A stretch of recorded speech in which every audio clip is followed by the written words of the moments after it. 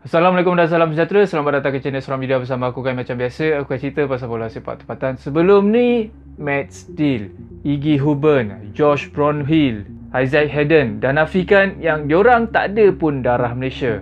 Sekarang, seorang lagi prospek player warisan yang bermain di posisi striker, Ferdy Drift pula yang menafikan yang dia tak ada pun darah Malaysia. Dalam satu interview dengan ESPN Netherlands, Ferdy beritahu yang salah satu akaun Instagram sengaja buat cerita yang dia ada darah Malaysia daripada belah nenek dia. Nee. Is er iets van een familieband, hè? Nee.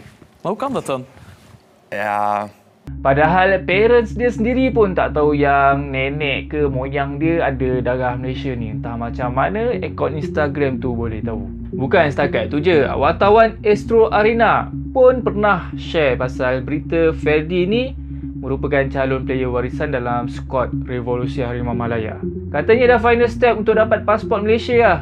So, kita ni sebagai rakyat marahan ingatkan kira confirm lah tu, tinggal final stage je. Rupanya sama-sama kena scam juga. Tetapi macam biasa, TMJ hadir menenangkan keadaan. Katanya kalau ikut cara kerja Johor, buat kerja diam-diam, tahu-tahu dapat result je. Action speaks louder than words.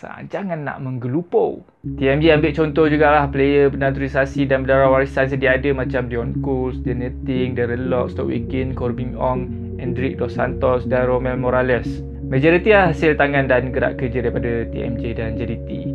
Entahlah, benda macam ni susah nak cakap juga. Kalau dah dramanya level macam ni, aku rasa elok kita berdamai dengan takdir je lah. Pasrah je lah, apa jadi je lah. Untuk call up lawan Nepal nanti, kalau tak ada player warisan ke player naturalisasi, pakai je lah player mana-mana yang ada, player lokal yang ada. Sekarang ni list call up nak lawan Nepal dan preparation announcement nak friendly lawan siapa ni sebelum lawan Nepal, itu pun tak ada lagi. Benda lagi 2 minggu je ni.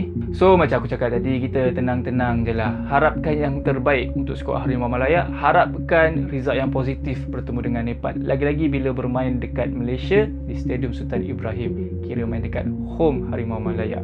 Kalau kena troll dengan fans negara jiran sebelah, korang jangan koyak sangat. Relax-relax je. Dalam bulan Ramadan ni, banyakkan bersabar. Tenang-tenangkan hati, tenang-tenangkan jiwa. Itu saja video pasrah dan husnuzon aku untuk Ramadan kali ni. Kita jumpa lagi on the next video. Assalamualaikum dan salam sejahtera.